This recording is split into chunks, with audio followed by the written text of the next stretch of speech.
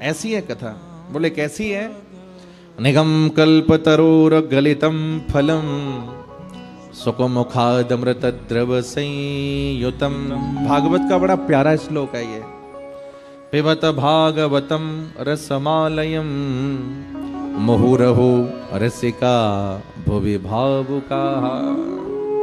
एक बार प्यार से कहिए राधे राधे राधे राधे। सब कहिए राधे राधे राधे। देखो हमारे यहाँ वेद को कल्प वृक्ष कहा जाता है। वेदों को कल्प वृक्ष कहा जाता है। अब यदि मैं आपको वेद की भाषा बताऊं तो समझ में नहीं आएगा कुछ भी। हाँ, बहुत सारी जगह हम लोग कथा करते हैं, ज्यादा संस्कृत के श्लोक बोलो तो लोग बोलने लग जाते हैं, गुरुजी आप तो संस्कृत ज्यादा बोल रहे हैं, कुछ कम करिए। और बहुत सी जगह ऐसा होता है, नहीं नहीं ज्यादा से ज्यादा बोलिए, आनंद बहुत आ रहा है। मूल तो श्लोक हैं भागवत के, पर किसी को समझ में आता, किसी को नहीं आता। अब यदि वेद की भाषा आपको बताई जाए तो वो समझ में आने वाली नहीं है। तो वेदों की भाषा को सरलतम शैली में भागवत के रूप में प्रस्तुत किया गया। निगम कल्पतरोर गलितम फलम, ध्यान से समझिएगा। वेदों की वेद रूपी कल्प वृक्ष पर एक फल लगा जिसका नाम है भागवत महापुराण। राधे राधे सब कहिए राधे राधे राधे राधे। भाई फल पेड़ पर ही तो लगता है, तो वेद हो गई कल्प वृक्ष और उस पर फल लगा भागवत। अच्छा महाराज इस बात की क्या गारंटी है कि भागवत रूपी फल मीठा होगा? बहुत सारे फल ऐसे होते हैं अगर खा लिया तो मुंह खट्टा हो जाता है, गला बैठ जाता है। कभी कभी खट्टा आम खा लो तो एकदम अटपटा लगता है। बहुत सारे लोग आम खाते हैं जिनकी लंबी लंबी दाढ़ी होती है, कुछ अंदर जाता कुछ बाहर ही रह जाता है। तो वेद रूपी कल्प वृक्ष पर एक फल लगा पका हुआ जो भागवत महापुराण है। इसकी गारंटी क्या है कि फल मीठा होगा? बोले पक्की गारंटी है कि मीठा होगा। कैसे? बोले इसमें तोता ने अपना मुंह मार दिया है। राधे राधे राधे राधे। आपने देखा होगा ना, तोता जिस फल में अपना मुंह मार दे ना वो फल मीठा होता है। या तो आप ये समझे कि तोता उसी फल में मुंह मारता है जो मीठा होता है, या फिर आप यूं समझे कि तोते की चोंच में मिठास होती है, उसने उसमें मिठास डाल दी।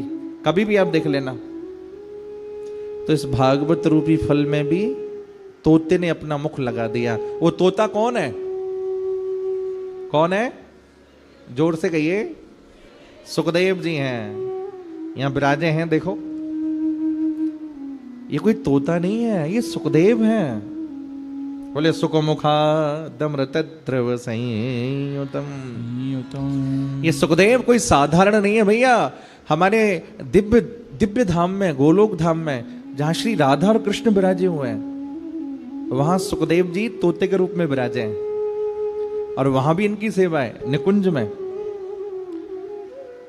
जब सुखदेव जी राधा रानी के पास जाते हैं ना, तो राधा रानी अपने हाथ पे बिठा लेती हैं और श्री राधिका रानी कहती हैं, अरे सुख सखी तू मुझको कृष्ण नाम सुना।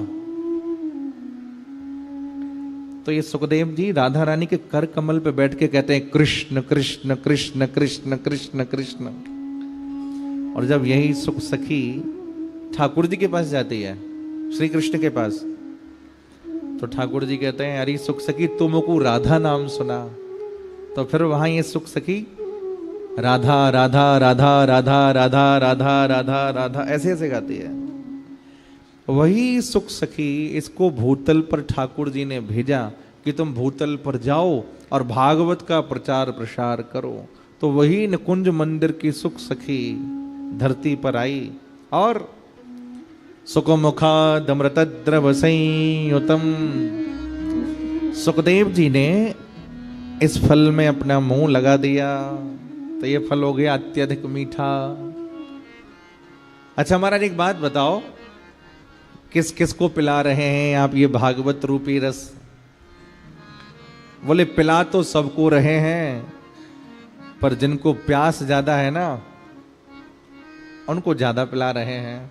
राधे राधे। राधे राधे। तो यहाँ दो लोगों को बुलाया वेद व्यास जी ने, एक तो रसिकों को बुलाया और भावुकों को बुलाया। पिबत भागवतम रसमालयम मुहुरहु रसिका भुवि भावुकाः। पिबत भागवतम रसमालयो मुहुरहु रसिका भुवि भावुका। आइए रसिको, आइए भावुको, और इस रस का रसास्वादन करिए। बोले रसिकों और भावुकों को क्यों बुलाया? बोले उनको ही प्यास ज्यादा लगी है। देखो भाई, प्याऊ का महत्व तो प्यासा ही जानता है। जैसे प्यास नहीं है ना, आप जबरदस्ती पानी पिलाओगे, पानी पी लो भैया, पानी नहीं पिएगा, प्रश्न ज्यादा करेगा। कहां से लाए हो, कैसे लाए हो, क्या कैसे भरा है, ठंडा है कि गर्म है? अरे बड़ा अच्छा जल है, पी के तो देखो। प्यास नहीं है ना। और अगर प्यास होती तो फंस गए होते कहीं रेगिस्तान में तो। राधे राधे। राधे राधे। इसलिए प्याऊ का महत्व तो प्यासा जानता है। जो रसिक हैं, जो भावुक हैं, उन्हें पता है। उन्हें फोन नहीं करना पड़ता जी आ जाओ आप, उनको तो सूचना मिलनी चाहिए, बस दौड़े दौड़े चले जाता है। ऐसे प्रेमियों को, ऐसे रसिकों को भागवत में रस लंपट कहा गया।